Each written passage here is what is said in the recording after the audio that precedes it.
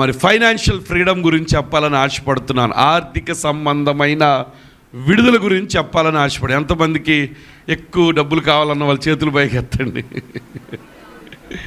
వద్దా? కొంతమందికి వద్దంటున్నారు. సరిగ్గా ఎత్తండి, దేవుడు చూస్తున్నాడు. అది డబ్బులు ఎవరికి కూడా చేదు కాదు. అందరికీ డబ్బులు కావాలి, అందరికీ కావాలి. డబ్బులు ఇష్టమే, మంచిదే, కానీ ఆ డబ్బు మీద ఉన్న ప్రేమే మంచిది కాదు. దేవునికి స్తోత్రాలు చెల్లిద్దాం. హల్లెలూయా. చూడండి, ఈరోజు ఒక మంచి ఒక వర్తమానాన్ని మనం విందాం. ఈ యొక్క వృత్తాంతము మత్తయి సువార్తలో 19లో ఉంది, మార్కు 10లో ఉంది, లూకా 18లో కూడా ఉంది. మరి మార్కులోది మనం చదువుదాం. మార్కు సువార్త లూకా రాసిన సువార్త 18వ అధ్యాయము 18 నుంచి కొన్ని మాటలు నేను అంటాను. మార్కు చదివితే బాగుంటుందేమో. అందరు కూడా చూడండి, మార్కులోకి రండి ఒకసారి. మార్కు సువార్తలోకి రండి అందరూ. మార్కు సువార్త 10వ అధ్యాయం 17వ వచనం నుంచి మనం చదువుకుందాం. మరి మైక్ ఉన్నవారు చక్కగా తీసుకుని చదవగలరా? కొంతమంది చదవడం నేర్చుకోవాలి, స్పష్టంగా చదవాలి. ఆ మైక్ ఇవ్వండి, ఇంకో మైక్ ఉంది కదా, కార్డ్లెస్ ఉన్నట్టు ఇవ్వండి. చూడండి, మార్కు సువార్త 10వ అధ్యాయం చక్కగా విడివిడిగా స్పష్టంగా చదవాలి. కలిపి చదివేస్తే ఆ సెంటెన్స్కి అర్థం తెలియదు. కొంతమంది కలిపి చదవడం వల్ల అర్థం కావట్లేదు. అది అందరికి అర్థం అవ్వాలంటే విడివిడిగా విభాగించి చదువుదాం. 10వ అధ్యాయము 17వ వచనం నుంచి చదవమ్మా. ఆయన బయలుదేరి మార్గమున పోవుచుండగా ఒకడు పరిగెత్తుకొని వచ్చి ఆయన ఎదుట మోకాళ్ళూని, సద్బోధకుడా, నిత్య జీవమునకు వారసుడు నగుటకు నేనేమి చేయుదునని ఆయనను అడిగెను. యేసు, నన్ను సత్పురుషుడని ఏలా చెప్పుచున్నావు? దేవుడొక్కడే గాని మరి ఎవడునూ సత్పురుషుడు కాడు. అవును.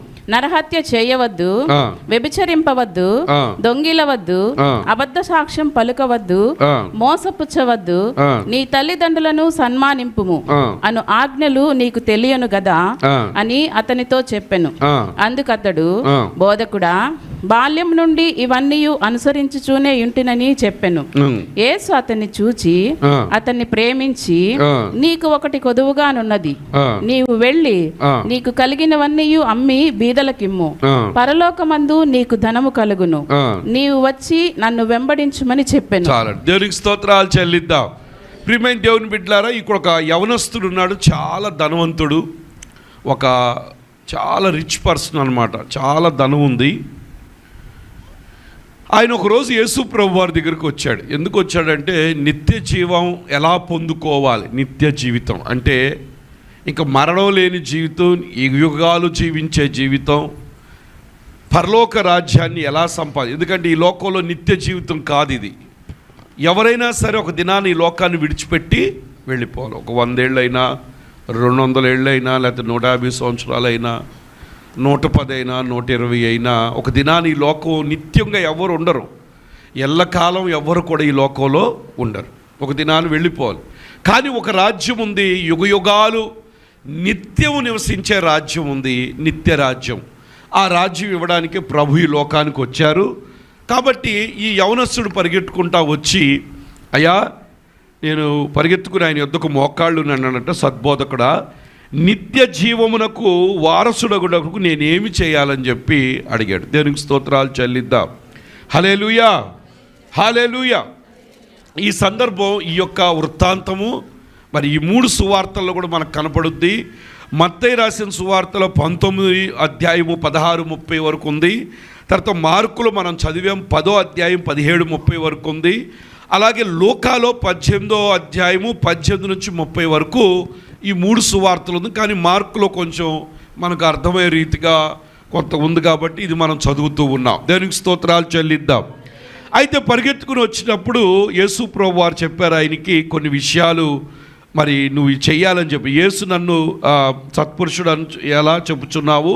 దేవుడు ఒక్కడే కాదు, మరి ఎవడు సత్పురుషుడు కాదు. నిజమే, ప్రభు తప్ప ఎవ్వరు కూడా సరైన సత్పురుషుడు ఎవరూ లేరు కాబట్టి చెప్పడం జరిగింది. నరహత్య చేయవద్దు, వ్యభిచరింపవద్దు, దొంగలించవద్దు, అబద్ధ సాక్ష్యాలు పలుకోవద్దు, మోసపుచ్చవద్దు, నీ తల్లిదండ్రులు సన్మానింపు అనే ఆజ్ఞలు నీకు తెలియను కదా అని ఆయనతో చెప్పగానే అందుకు అతడు అన్నాడు, బోధకుడా, బాల్యము నుండి ఇవన్నీ అనుసరించుచూనే ఉంటినని చెప్పాడు. దేవుడు చెప్పాడు, ఇదిగో నీకు నిత్య జీవం కావాలంటే వ్యభిచరించకూడదు, దొంగతనం చేయకూడదు, అబద్ధ సాక్ష్యాలు పలకూడదు, మోసం చేయకూడదు. తల్లిదండ్రులు కూడా ఏం చేయాలంట? చూడండి, పరలోక రాజ్యం వెళ్ళాలంటే తల్లిదండ్రులను కూడా ఏం చేయాలి? సన్మానించాలి. తల్లిదండ్రుల మాట వినాలి, తల్లిదండ్రులు కంట్రోల్ చేయకూడదు. దేవునికి స్తోత్రాలు చెల్లిద్దాం. హల్లెలూయా. అట్లాగే దొంగతనం చేయకూడదు, అబద్ధ సాక్ష్యాలు పలకూడదు. ఇవి చేయకోకుండా ఉంటే నువ్వు నిత్యరాజ్యానికి అనగానే వెళతావు. ఇవి చెయ్యాలని చెప్పగానే ఆయన అన్నాడు, వెంటనే నేను బాల్యం చిన్నప్పటి నుంచే ఇవన్నీ నేను చేస్తున్నానని చెప్పగానే యేసు ప్రభువారు ఒక మాట చెప్పారు. ఏమనంటే, యేసు అతన్ని చూచి అతన్ని ప్రేమించి, చూడండి, అతను చూచాడు, చక్కగా అతను ప్రేమించే ఈ మాటలు చెప్పాడు. ఏమనంటే, నీకు ఒకటి కొదువుగానున్నది, నీకు ఒకటి కొదువుగా ఉంది, నీవు వెళ్ళి నీకు కలిగినవన్నీ కూడా అమ్మేసి బీదలకిమ్ము. పరలోకమందు నీకు ధనము కలుగును. దేవునికి స్తోత్రాలు చెల్లిద్దాం. హల్లెలూయా. ఎప్పుడైతే యేసు ప్రభువారు ఈ మాట చెప్పారో, చెప్పగానే వెంటనే మనోడు చాలా లోకాలైతే మిక్కుల వ్యసన పడిపోయాడంట, దుఃఖపడిపోయాడంట, చాలా బాధపడిపోయి ముఖము చిన్నబుచ్చుకుని అక్కడి నుంచి ఏం చేశాడంట? నిత్య జీవాన్ని ఏడుస్తూ దుఃఖపడుతూ నిత్య జీవాన్ని వదిలిపెట్టేశాడు. నిత్య జీవానికి మార్గమైన యేసయ్యను వదిలిపెట్టేశాడు. దేని వెనక వెళ్ళిపోయాడు? ఆ ధనం వెనకే వెళ్ళిపోయాడు. దేవునికి స్తోత్రాలు చెల్లిద్దాం. అంటే ఈ సందర్భంలో చూస్తే ఈ ధనవంతుడికి ధనమే దేవుడు, కానీ నిజమైన నిత్య జీవాన్ని ఇచ్చే దేవుడు ఆయనకి దేవుడు కానే కాదు. దేవునికి స్తోత్రాలు చెల్లిద్దాం. నిజంగా ఇంకోటి తెలివిగా వాళ్ళు అయితే ఏం చేస్తారు? నిత్య జీవం కదా ఆయన అడిగింది. ఈ లోకంలో డబ్బు అడగలేదు, ఈ లోకంలో ఆస్తి అంతస్తులు అడగల. నేను చనిపోయిన తర్వాత నీతో యుగయుగాలు ఉండాలని ఆశపడుతున్నాను అన్నాడు. ఆ యొక్క దొంగ సిలువులో ఇద్దరు దొంగలు పెట్టాడు. ఒక దొంగ అయితే, అయ్యా నీతో కూడా నన్ను జ్ఞాపకం చేసుకోమనగానే దేవుడు వెంటనే, నేడు నీవు నాతో కూడా ఎక్కడ ఉంటానో పరదేశంలో ఉంటానని వెంటనే నిత్య జీవాన్ని సంపాదించుకున్నాడు. కానీ ఈయనైతే ఏం చేశాడో తెలుసా? తన ధనానికే ఎక్కువ ఆలోచన ఇచ్చాడు, ధనానికే ఎక్కువ ప్రాధాన్యత ఇచ్చాడు, ధనాన్నే దేవుడిగా చేసుకున్నాడు. దేవుణ్ణి దేవుడిగా చేసుకోలేదు, ధనమిచ్చే దేవుణ్ణి చేసుకోలేదు. ధనమిచ్చే దేవుణ్ణి దేవుడిగా చేసుకోకుండా ధనమే దేవుడిగా భావించి ధనమే ఎక్కువగా ప్రయారిటీ ఇచ్చి ధనమే ధనమే ధనమే అనుకుని నిత్యరాజ్యాన్ని వదిలిపెట్టాడు. నిత్యరాజ్యానికి నడిపించే యేసయ్యను కూడా వెంబడించకుండా అక్కడి నుంచి ఏడ్చుకుంటూ ఏం చేశాడు? వెళ్ళిపోయాడు. దేవునికి స్తోత్రాలు చెల్లిద్దాం. మొదటి పాయింట్ ఏంటంటే, ఆర్థిక సంబంధమైన విడుదల నీకు కావాలి అంటే మొదటిగా నువ్వు ఇవ్వవలసిన ప్రయారిటీ, మొదటిగా నువ్వు ఇవ్వవలసిన ప్రాధాన్యత ఏమిటాయా అంటే, ప్రభువుని వెంబడించడానికి నువ్వు ప్రాధాన్యత ఇవ్వాలి. దేవునికి స్తోత్రాలు చెల్లిద్దాం. హల్లెలూయా. ప్రభువుకే ఎక్కువ ప్రాధాన్యత ఇవ్వాలి నువ్వు. ఈ ధనవంతుడు దేనికి ప్రాధాన్యత ఇచ్చాడు? చెప్పండి, దేనికి ప్రాధాన్యత ఇచ్చాడు? డబ్బు కావాలి. డబ్బు వద్దని ఎవరో చెప్పరు. బ్రతకాలి అంటే ఖచ్చితంగా డబ్బు కావాలి. వ్యాపారం చేయాలంటే డబ్బు కావాలి, వ్యాపారం వృద్ధి చేయాలంటే డబ్బు కావాలి, గృహం కట్టుకోవాలంటే గృహంకి డబ్బు కావాలి. ఊరికే ఎవరు కదా, ఊరికే ఇచ్చినా కూడా కొంతమందికి విలువ ఉండదు. దేవునికి స్తోత్రాలు చెల్లిద్దాం. హల్లెలూయా. ప్రతి దానికి మానవుడికి డబ్బు కావాలి. డబ్బు ఎవరు వద్దని చెప్పట్లేదు, కానీ డబ్బే నీకు దేవుడు అవ్వకూడదు. ఈ వృత్తాంతంలో ఈ వ్యక్తికి డబ్బే ఏమైపోయాడు? అన్నీ చేస్తున్నాడు, మోకరించాడు. నేను నిత్య జీవం వెళ్ళాలని ఆశ ఉంది, పరలోక నిత్యరాజ్యాన్ని సంపాదించుకోవాలని ఆశపడుతున్నాడు, నిత్యరాజ్యానికి వారసులు అవ్వాలని ఆశపడుతున్నాడు. కానీ ప్రభువు చెప్పాడు, నీకు ఒక కొదువు ఉంది, నేను ఒక ఆజ్ఞ నీకు ఇస్తున్నాను. అన్ని ఆజ్ఞలు నువ్వు చేస్తున్నావు.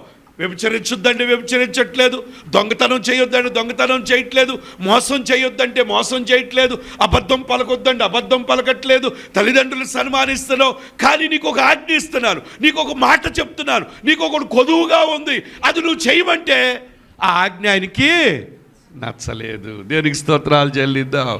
హల్లెలూయా. ఏంటి ఆజ్ఞ అంటే, ఇదిగో నీకున్న ఆస్తి మొత్తాన్ని అమ్మేసి బీదలకు పంచేసి నా వెనక నువ్వు వచ్చేయమంటే మిగుల బాధపడి దుఃఖపడి వ్యసనపడి చాలా ముఖాన్ని చిన్నబుచ్చుకుని జీవానికి ఆధారమైన దేవుడు, నిత్య జీవానికి మార్గమైన దేవుణ్ణి విడిచిపెట్టి డబ్బు వెనకే వెళ్ళిపోయాడు. దేవునికి స్తోత్రాలు చెల్లిద్దాం.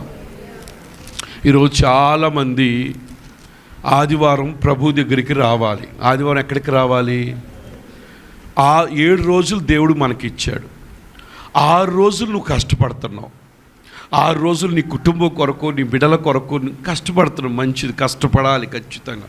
సోమరివాడికి ఏం దొరకదు, కష్టపడేవాడికి ఖచ్చితంగా దేవుడు అన్నీ దొరుకుతాయి. 7వ రోజు నువ్వేం చేయాలి? 7వ రోజు డబల్ కూలీ వచ్చినా నువ్వు వెళ్ళకూడదు. దేవునికి స్తోత్రాలు చెల్లిద్ది. ఒకవేళ 7వ రోజు మందిరం మాని పనికి వెళుతున్నావంటే నువ్వు కూడా నిత్య జీవాన్ని వదిలిపెట్టేసి యేసయ్యను వెంబడించకుండా ఆ డబ్బు వెనకే నువ్వు వెళ్ళిపోతున్నావు. దేవునికి స్తోత్రాలు చెల్లిద్దాం. డబ్బు శాశ్వతమైనది కాదు. ఒకవేళ ఈరోజు డబల్ కూలీ కాదు, 4 కూలీలు సంపాదించుకుని వచ్చావు. వచ్చేటప్పుడు నల్ల కవర్లో ఏదో పట్టుకొచ్చావు ఇంటికి. భార్యను వండమన్నావు, వండింది. ముద్ద పెట్టుకునే లోపల ముద్ద నోట్లో పెట్టే లోపల పక్కకు డమేల్మని వాలిపోయావు. ఏమెళ్తాయి ఆ డబ్బులు? మొన్న ఎవరో ఒక ఆయన అంట వ్యాపారం చేసినాక ప్రతిరోజు గల్లాపెట్లో కొన్ని 500 రూపాయల నోట్లు వదిలేసి వెళ్ళిపోతున్నాడు. పొద్దున్నే వచ్చి గల్లాపెట్టి తీసి చూస్తే దాంట్లో నోట్లు కనబడట్లా. ఆయనకు అర్థం కావట్లే, ఎవరైనా తాళం తీసి దొంగతనం చేస్తున్నారా? చాలా రోజుల నుంచి చాలా కన్ఫ్యూషన్గా ఉన్నాడు. సరే ఒకరోజు ఏమైపోయిందంటే కొట్టు నిండా ఎలకలు ఎక్కువైపోయినాయని చెప్పి ఎలకల మందు పెట్టాడు. పెడితే కొన్ని ఎలకలు చచ్చిపోయినాయి, కనపడ్డే తీసి పడేసాడు. 2-3 రోజులకు వాసన ఎక్కువైపోతుంది. ఏంట్రా వాసన? ఆ మూట్ల గేట్లు అన్నీ సదిరితే ఒక చిన్న మూలలో ఒక ఎలక చచ్చిపోయి ఉంది. సరే అని చెప్పి దాన్ని జాగ్రత్తగా అదంతా తవ్వి తీసి చూస్తే దాని కింద 35,000 రూపాయల 500 నోట్లు పట్టుకెళ్ళిపోయి చింపేసుకుని వేసుకుని పడుకొద్ది. అది చచ్చిపోయి పడుకుని ఉంది. ఆ నోట్లన్నీ తీసి లెక్క పెడితే 35,000 రూపాయలు. ఎందుకు పని చేస్తాయి అవి? నెంబర్ ఉంటే ఒకవేళ ఏమైనా పని చేస్తాయో, నెంబర్ కూడా కొరికేసిద్దేవో. కొన్నిసార్లు మనం అనుకుంటాం. అందుకే అలెగ్జాండర్ చక్రవర్తి 40 లోపే చనిపోయాడు. ఆయన 35-30 అట్లాగా. అందుకే ఆయన చనిపోతే ఆయన శవాన్ని మోసేటప్పుడు 3 విషయాలు చేయమన్నాడు. ఒకటేమో నా శవాన్ని వైద్యులే మొయ్యాలన్నాడు. రెండోది నా చేతులు 2 కూడా బయట పెట్టమని చెప్పాడు. మూడోది నేను వెళుతున్నప్పుడు నేను సంపాదించిన బంగారము, వజ్రాలు, వైడూర్యాలన్నీ కూడా నా పెట్టి ముందు విసురుకుంటా. చాలాసార్లు మనం చూస్తాం, అన్యులు డబ్బులు విసురుతూ ఉంటారు. అట్లాగా విసరమని చెప్పాడు. ఏ వైద్యుడు కూడా నేను లోకమంతా జయించాను కానీ చిన్న దోమని నేను జయించలేకపోయాను. ఆ దోమతో వచ్చిన మలేరియాతో ఏ డాక్టర్ కూడా నన్ను రక్షించలేకపోయాడు. లోకాన్ని జయించగలిగాను కానీ నా శరీరానికి వచ్చిన అనారోగ్యాన్ని నేను జయించలేకపోయాను. నాకున్న డాక్టర్లు, వైద్యులు కూడా దాన్ని జయించలేకపోయారు అని చెప్పి నన్ను మొయ్యమని చెప్పాడు. రెండోది, ఎంత సంపాదించాను, నా చేతుల్లో 1 రూపాయి కూడా నేను తీసుకువెళ్ళటం లేదు. మూడోది, ఇన్ని సమకూర్చుకున్నాను, ఏది కూడా నాతో రావట్లేదని చెప్పి ఆ వజ్ర వైడూర్యాలన్నిటిని కూడా ఆ పెట్టు ముందు చల్లుతూ తీసుకుని వెళ్ళారు. దేవునికి స్తోత్రాలు చెల్లిద్దాం. ప్రియమైన దేవుని బిడ్డలారా, డబ్బే సర్వస్వం కాదు. చాలామందికి ఈ రోజుల్లో డబ్బు కూర్చున్న నుంచున్న డబ్బే. కష్టం, ఒక పని, డబల్ కూలి, త్రిపుల్ కూలి, పొద్దున పని, సాయంత్రం పని, రాత్రి పని, కూర్చుని కష్టపడి కష్టపడి కష్టపడి కష్టపడి కష్టపడి కష్టపడి మోకాళ్ళు అరిగిపోయి, చేతులు అరిగిపోయి, అది అరిగిపోయి, ఇది అరిగిపోయి, వాటిని కష్టపడాలి, కష్టపడొద్దండి. ఆదివారం ప్రభుని వెంబడించే దినం కూడా కష్టపడకూడదు. దేవునికి స్తోత్రాలు చెల్లిద్దాం. ఆ రోజు ఎక్కడికి రావాలి తెలుసా? ప్రభు సన్నిధికి నువ్వు రావాలి. ఈ యొక్క ధనవంతుడిని ప్రభు అన్నాడు, నీకు ఒకటి కొదువు ఉంది, నేను ఆజ్ఞిస్తున్నాను, నీకున్న ఆస్తి అంతా కూడా అమ్మేసి బీదలకు పంచితే వద్దు, లోకాసు వార్తలో వద్దు, పరలోకంలో నీ ధనం దాచబడి ఉంటుంది అని చెప్పాడు. నన్ను వెంబడించమనగానే ముఖాన్ని చిన్నబుంచుకుని దుఃఖపడుతూ వ్యసనపడుతూ ఆయన ఏం చేశాడు? ప్రభు నీ నుంచి దూరంగా, ఆ ధనం ఏం చేసిందో తెలుసా? ప్రభు నీ నుంచి దూరం చేసేసింది. దేవునికి స్తోత్రాలు చెల్లిద్దాం. ఈరోజు ఒకవేళ పనులు, నీ వ్యాపారము ప్రభు నుంచి దూరం చేస్తుందేమో, అది నీకు ఆర్థిక సంబంధమైన విడుదల ఇవ్వదు. యెహోవాను విడిచి వేరొకను అనుసరించు వారికి శ్రమలు విస్తరిస్తాయి. యోనా దేవుణ్ణి విడిచిపెట్టి పారిపోతే శ్రమలు వచ్చాయి. తన్ను ప్రేమించు వారినంటే దేవుడు శిక్షించి గద్దించి లోబరుచుకుంటాడు. నీకు తెలియపరచాలి, నువ్వు నాశనం అవ్వాలని కాదు.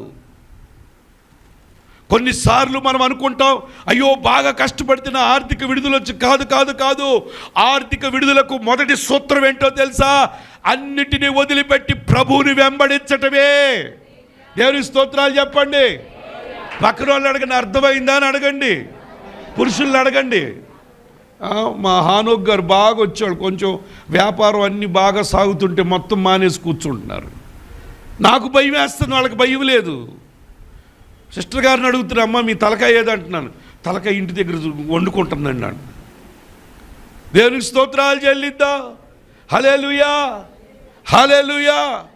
ప్రభువును నాకు వేరుగా ఉండి మీరు ఏమి కూడా చేయలేరు. నాకు వేరుగా ఉండి మీరు ఏమీ చేయలేరు. నేను ద్రాక్షావల్లిని, మీరు తీగలు. ఏ తీగ అయితే నాలో అంట కట్టబడుద్దో, ఏ తీగ అయితే నన్ను పట్టుకుని ఉంటుందో అది బహుగా ఫలిస్తుంది. దేవుల్లో ఉంటేనే ఫలిస్తావు. ఆర్థిక సంబంధమైన విడుదల నీకు రావాలి అంటే మొదటిది ఏంటో తెలుసా? ప్రభువుకు నీకు మధ్య డబ్బు కాదు, ప్రభువుకు నీకు మధ్య ఏదొచ్చినా కానీ ప్రభువును వెంబడించే స్థితిలో నువ్వు ఉండాలి. దేవునికి స్తోత్రాలు చెల్లిద్దాం. హల్లెలూయా.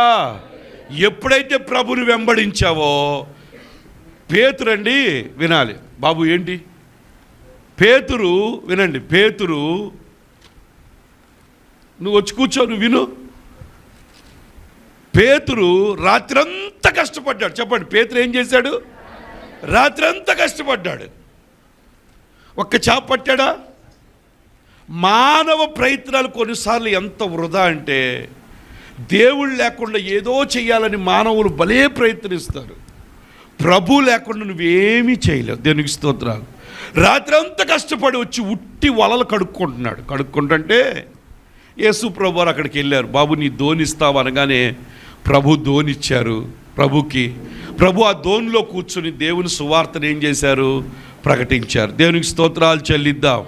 హల్లెలూయా, హల్లెలూయా, హల్లెలూయా. ప్రకటించిన తర్వాత ప్రభు అన్నారు, ఆ దోనిని కొంచెం ముందుకు పోనించమని చెప్పినప్పుడు పేతురు నోరు తెరిచాడు. అయ్యా రాత్రంతా ఏలినవాడ, రాత్రంతా కష్టపడ్డాం, కానీ ఒక్క చేప కూడా మేము పట్టలేకపోయాం. కానీ నీ మాట చొప్పున వల వేస్తామని. ఎప్పుడైతే యేసయ్య మాట చొప్పున వల వేయగానే వారు అలాగ చేసి 2 దోణెల నిండా చేపలు విస్తారు. వాళ్ళు దోణెలు వలలు లాగలేకపోతే పక్కనున్న వాళ్ళు, అప్పుడు వరకు ఎంటీగా ఉన్న దోణెలు, ఖాళీగా ఉన్న దోణెలు, అప్పుడు వరకు వలల్లో ఏమీ లేని దోణెలు, యేసయ్య ఆ యొక్క పడవలో ఉన్నప్పుడు, యేసయ్య మాటను వెంబడించినప్పుడు, యేసయ్యకి అనుకూలంగా మారిపోయినప్పుడు, యేసయ్యను వాళ్ళ యొక్క బోట్లోకి చేర్చుకున్నప్పుడు ఆ దోణెలు పిగిలిపోయేంత విస్తారమైన చేపలు పట్టి ఏం చేశారో తెలుసా? దేవుడు అన్నాడు, నన్ను వెంబడించమనగానే ఆ చేపలన్నిటిని వదిలిపెట్టేసి, అయ్యా మార్కెట్కి వెళ్ళి అమ్మేసుకుని వస్తానయ్యా అనలా, వదిలిపెట్టి ప్రభువుని వెంబడించడానికి వెళ్ళిపోయాడు. దేవునికి స్తోత్రాలు చెల్లిద్దాం. హల్లెలూయా, హల్లెలూయా. ప్రియమైన దేవుని బిడ్డలారా, ఈ లోకంలో సమృద్ధిగా ఆర్థికంగా పుష్టిగా నువ్వు ఉండాలి అంటే మొదటిగా నువ్వు ఇవ్వవలసిన ప్రయారిటీ ఏంటో తెలుసా? దేవునికి ఎక్కువ ప్రాధాన్యత ఇవ్వాలి. ఉదయం లెగ్గానే దేవుని ప్రార్థన చేసుకోవడం, పనికి వెళ్ళేటప్పుడు ప్రార్థన చేసుకోవడం, పని ఏదైనా మాట్లాడేటప్పుడు ప్రార్థన చేసుకుని వెళ్ళడం. ఎందుకంటే ఒక పని కొరకు ఎంతోమంది పోటీ పడుతూ ఉంటారు. అదే దేవుని కృప నీ మీద ఉన్నప్పుడు, దేవుని యథార్థత నీలో ఉన్నప్పుడు, ఆ పనికి నువ్వు వెళ్ళినప్పుడు ఖచ్చితంగా నష్టం కాదు కానీ లాభకరంగా ఉండే విధముగా ప్రభు ఒక్కడే చేయగలడు. కాబట్టి ప్రభువుకే ఎక్కువ నువ్వేం చేయాలి? ప్రాధాన్యత ఇవ్వాలి. అంతేగాని ప్రభు ప్రాధాన్యత లేకుండా ఏదో సొంతగా నువ్వు చేస్తే ఆర్థిక విడుదల కాదు, ఆర్థికంగా నువ్వు బంధకాల్లోకి వెళ్ళిపోతావు, అసలు భయంకరమైన అప్పులు పాలైపోతావు. దేవునికి స్తోత్రాలు చెల్లిద్దాం. ప్రభు వాక్యం చెప్తుంది, నన్ను నమ్ముకున్న వారు అప్పిచ్చేవారుగానే ఉంటారంట. దేవునికి స్తోత్రాలు చెల్లిద్దాం. హల్లెలూయా. తలగానే ఉంటారంట, అంటే వారి చెయ్యి ఎప్పుడు ఇచ్చేటట్టుగానే ఉంటుంది, కానీ అడుక్కునే స్థితిలో ఎంత మాత్రం కూడా ఉండదు.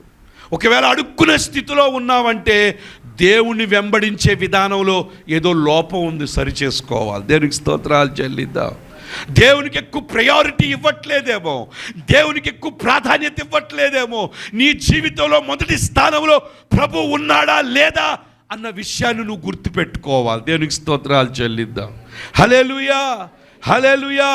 నీ జీవితంలో మొదటి స్థానంలో ఎవరు ఉండాలి? ప్రభువే ఉండాలి. ఈ యొక్క ధనవంతుడైన ఈ యొక్క రిచ్ రూలర్ అంటే పరిపాలన ఉన్నాడు అనుకుంటే, ఆయన ధనవంతుడైన ఈ యవనస్తుడు మొదటి స్థానంలో ఎవరిని పెట్టాడు? చెప్పండి, ఎవరిని పెట్టాడు? మాట్లాడండి, ఎవరిని పెట్టాడు? పక్కన మీ మొదటి స్థానంలో ఎవరున్నారని చెప్పండి. ఎవరున్నారు? ఈయన అలాగే చెప్పాడు, మోకాలు ఇచ్చాడు, రాగానే అన్నీ చేస్తున్నాను అన్నాడు. డబ్బు దగ్గరికి రాగానే యేసయ్యని తోసేశాడు. దేవునికి స్తోత్రాలు చెల్లిద్దాం. పక్కన అడగండి, డబ్బు దగ్గర రాగానే యేసయ్యని తోస్తున్నావా, యేసయ్యని ముందు పెడుతున్నావా అని అడగండి. ఇటు పక్క తిరిగి ఈ మాట అనండి, దేవునికి ఇచ్చే విషయంలో నమ్మకంగా ఉన్నావా అని అడగండి ఒక్కసారి. ఏమని లేరు చాలామంది. ఆ బాప్తిసం పొందినప్పుడు నా ఎదురుంగా చెప్పేస్తున్నారు. ఆ నీళ్ళలోంచి బయటికి రాగానే ఆ రక్షణ వస్త్రాన్ని పక్కన పడేసి, అమ్మో డబ్బు లేకుండా మన జీవితం ఎక్కడ రా బాబు, డబ్బు మనకి దేవుడు తర్వాత. కాదు, డబ్బులు కాదు నీ జీవితానికి. నేను ఒకటి అంటాను, ఎంత అజ్ఞానంగా మారిపోయారు. నువ్వు ఎవరి వల్ల బ్రతుకుతున్నావు? నువ్వు ఎవరి వల్ల బ్రతుకుతున్నావు? ఎవరు శక్తిస్తే పని చేస్తున్నావు? ఈ తెక్కలోడికి అర్థం కాల. ఎవరిచ్చారు? ఆయన ధనవంతుడిగా చేసింది ఎవరు? చెప్పండి సెక్రటరీ గారు, ఎవరు చేశారు? దేవుడు చేశాడు. దేవుడు అంటే ఇష్టమే, కానీ దేనికి ప్రాధాన్యత ఇచ్చాడు? ఆర్థిక సంబంధమైన నీకు విడుదల కావాలి అంటే దేవుడికి దేవుడిలాగానే ప్రాధాన్యత ఇవ్వు. ధనాన్ని పక్కన పెట్టు. దేవునికి స్తోత్రాలు చెల్లిద్దాం. ఆ ధనాన్ని ప్రభు కొరకే నువ్వు వాడాలి. దేవునికి స్తోత్రాలు చెల్లిద్దాం. హల్లెలూయా, హల్లెలూయా, హల్లెలూయా. ప్రభు చెప్పాడు ఏమని తెలుసా? రెండోది, ఫస్ట్ పాయింట్ ఏమో దేవుని వెంబడించాలి. రెండోది ప్రభు ఏం చెప్పాడంటే, నువ్వు పేదలకు పంచితే నీ ధనం ఎక్కడ ఉంటుందన్నారు? ఎక్కడ ఉంటుందన్నారు? ఇప్పుడు మళ్ళీ నువ్వు ఎక్కడ చేరాలి అంటే, మళ్ళీ నీ డబ్బులు ఎక్కడ కనపడతాయి నీకు? మరి ఇక్కడ ఉంటే కనపడతాయా? దేవునికి స్తోత్రాలు చెప్పండి. మనం వెళ్ళే స్థానంలో డిపాజిట్ పెట్టుకుంటే మనకు మంచిది. దేవునికి స్తోత్రాలు చెల్లిద్దాం. హల్లెలూయా. మనం ఏం చేస్తున్నావు? ఇక్కడ పెడుతున్నావు, ఇక్కడ నువ్వు చూడవు, మళ్ళీ నువ్వు వెళ్ళిపోయినాక దాని కొరకు కొట్టుకుంటారు, మామూలుగా కాదు. దేవునికి స్తోత్రాలు చెల్లిద్దాం. హల్లెలూయా. ఇప్పుడు ఎంతమంది కొట్టుకుంటున్నారు డబ్బుల కోసం. మొన్న అకౌంట్లో వేయకపోతే ఎంతమంది బాధ అసలు చూశారుగా.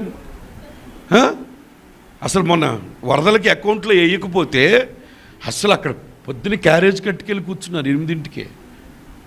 ఎక్కడ? బ్యాంకు దగ్గర. కొంతమంది స్పందన ఇప్పుడు ఏదో ఉందో మరి, కొంతమంది తిరిగారు. ఆఖరికి మా సెక్రటరీ గారు కొడుకు పేరు మీద పడిందంటే మరి నాకు అది అర్థం కాల. ఆయనకి అకౌంట్ తీనన్నారు, అవి వెళ్ళిపోయారు మళ్ళీ వెనక్కి. దేవునికి స్తోత్రాలు చెల్లిద్దాం. హల్లెలూయా, హల్లెలూయా. ఎంతమంది కష్టపడి, కొంతమందికి రాలేదు. అయ్యో చూసారా మాకు ఎంత దారుణం, మాకు నిజంగా జరిగినా మాకు రాలేదని బాధపడి. ప్రియమైన దేవుని బిడ్డలారా, ప్రభు ముఖ్యం మనకి. మనం మన ధనాన్ని ఎక్కడ కూర్చుకోవాలంట చూడండి. ఈ దీంట్లోకి రండి ఒకసారి. లూకాసు వార్తలో ఏముందో అదొకసారి. లూకాసు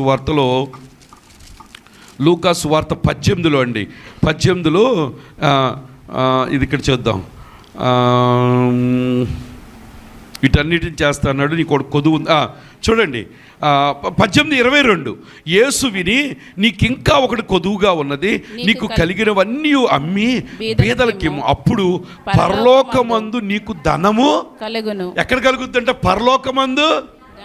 అంటే ఇక్కడ నీకు ఆర్థిక సంబంధమైన విడుదల రావాలి అంటే నువ్వు పరలోకంలో ఏం చేయాలి? ధనాన్ని సమకూర్చుకోవాలి. పరలోకంలో ధనాన్ని సమకూర్చుకోవాలంటే ఇక్కడ నువ్వేం చేయాలో తెలుసా? బేదలను వాళ్ళందరినీ కూడా మనం ఏం చేయాలి?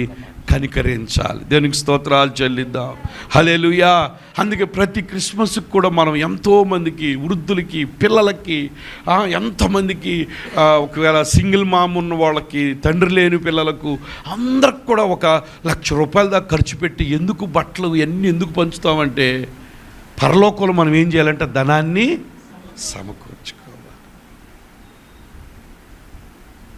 అంతేగాని నీకు నువ్వు తినేసి, నీకు నువ్వు దాచుకొని, సేవింగ్స్ ఉండాలి, నేను ఉండొద్దని చెప్పట్లా. అసలు అదే దేవుడిగా చేసుకుంటే మొత్తానికి నీకు నష్టం కలుగుద్ది. దేవునికి స్తోత్రాలు చెల్లిద్దాం. ఆర్థిక సంబంధమైన విడుదల నీకు రాదు. దేవునికి స్తోత్రాలు చెల్లిద్దాం. హల్లెలూయా. కాబట్టి ఒక ఆర్థికంగా, లేకపోతే నీకున్న ఒక ఆర్థిక పరమైన విడుదల నీకు కావాలి. ఎప్పుడు చూసినా అప్పులే, ఎప్పుడు చూసినా లేమి, లోటు, లేని తత్వం, లేదో లేదో లేదో అంటున్నావంటే మొత్తానికి దేవుణ్ణి వెంబడించే విధానంలో కరెక్ట్గా ఉన్నావా లేదు. ఈ ధనవంతుడు కూడా చేయట్లేదు, విచరించట్లేదు, దొంగతనం చేయట్లేదు. అలాగే కానీ ఆయన చేసిన తప్పేంటో తెలుసా? ధనం విషయంలో దేవునికి ఆయనకి మధ్య కొంత తేడా ఉంది. దేవునికి స్తోత్రాలు చెల్లిద్దాం. దేవుని కన్నా దేన్ని ఎక్కువగా ప్రేమిస్తున్నాడు? ధనాన్ని ఎక్కువగా ప్రేమించాడు. ధనమే సర్వస్వం అనుకున్నాడు. అందుకే ప్రభు చెప్పగానే ఆ మాటకి ముఖం చిన్నబుచ్చుకున్నాడు. ఆ మాటకి హృదయంలో దుఃఖం వచ్చేసిందంట.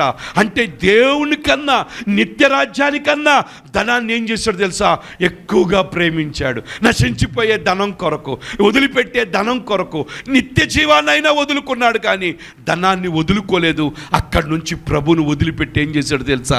వెళ్ళిపోయాడు. దేవునికి స్తోత్రాలు చెల్లిద్దాం. కాబట్టి మనం అలా చేయకూడదు. మనం ఏం చేయాలో తెలుసా? ఒకవేళ ప్రభు నిన్ను ఏది అడిగినా, ప్రభు ఇదిగో నాయన నేను నీకు ఇవ్వడానికి రెడీ, నువ్వు ముఖ్యం కానీ ధనం నాకు ముఖ్యం కాదు. దేవునికి స్తోత్రాలు చెల్లి. పక్క వాళ్ళు చెప్పండి, యేసయ్య ముఖ్యం, ధనం నాకు ముఖ్యం కాదని చెప్పండి. కాబట్టి ప్రతి నెల కూడా దేవునికి ఇవ్వవలసి నేను ఇచ్చేస్తానని చెప్పండి. అది రావట్లేదు, అది కొంచెం సౌండ్ తగ్గింది ఈ మాటకి. కొంతమంది ఈ టాపిక్ తీసుకోరు, తీసుకుంటే చాలా భయం. నా ఆశ ఏంటో తెలుసా? నువ్వు దరిద్రతలోంచి బయటికి రావాలన్నది నా ఆశ. దేవునికి స్తోత్రాలు చెల్లిద్దాం. దానికి ఒక విత్తనం కావాలి. ఒకవేళ లైవ్లో చూస్తున్నవారు, తర్వాత ఒకవేళ నన్ను ఈ క్లిప్ తీసుకుని ఏమైనా చేసినా కానీ నేను ముందే చెప్తున్నాను, విత్తనం లేకుండా పంట రాదు, శ్రమ లేకుండా జీతం రాదు. కాబట్టి నీ దేవుని సన్నిధిలో, ప్రభు సన్నిధిలో నీ ధనాన్ని పరలోకంలో నువ్వు కూర్చుకోవాలి. ఇక్కడ కూర్చుకుంటే ఏం జరుగుతుంది అది కూడా మీకు చెప్తా. చూడండి, మత్తయి రాసిన సువార్త 6వ అధ్యాయం, ఇంకా కొంచెం క్లారిటీ వస్తుంది మీకు. మత్తయి రాసిన సువార్త 6వ అధ్యాయం 19వ వచనం, భూమి మీద మీ కొరకు ధనము కూర్చుకొనవద్దు. భూమి మీద, అందరు చెప్పండి, భూమి మీద నీ ధనము కూర్చుకొనవద్దు. ఇక్కడ చిమ్మటయు తుప్పు తినివేయును, దొంగలు కన్నం వేసి దొంగిలించెదరు. ఒకవేళ ముక్కుగా పుడక రాకపోతే ముక్కు కూడా కోసుకెళ్ళిపోతారు. ఈ చిన్న ముక్క కోసుకుని తీసుకెళ్ళిపోతారు. జరుగుతున్నాయిగా. మొన్న ఎవరో మా అమ్మ పాపం 500 నోట్లు మార్చారని తెలియదు, దాచింది. తీరా చూస్తే నోట్లు మార్చిన సంగతి కూడా తెలియదు. బ్యాంకుకి తీసుకెళ్తే ఎవరు మార్చుకుంటారు? అట్లని 1,00,000 రూపాయలు దాకా పోయినాయి. పాపం ఎన్ని తినకుండా ఎంత దాచుకుందో పాపం. ఇక్కడ ఏమవుతుందంట? తుప్పు పట్టేస్తాయి అంట. చిమ్మటంటే చెదలు తినేస్తాయి అంట.